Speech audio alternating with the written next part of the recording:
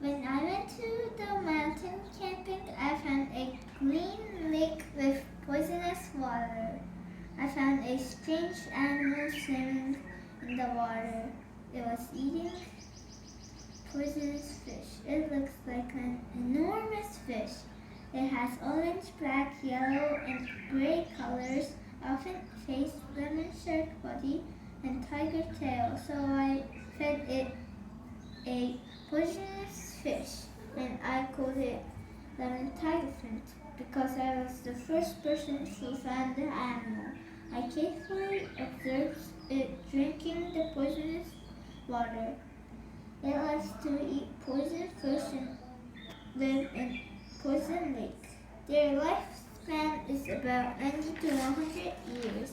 I also find out their predators, which are lions. Lemon typhoon is one of endangered animal on our earth.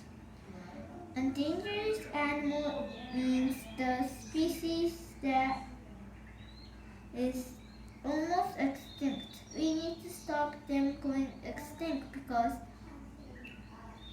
we are all part of ecosystem.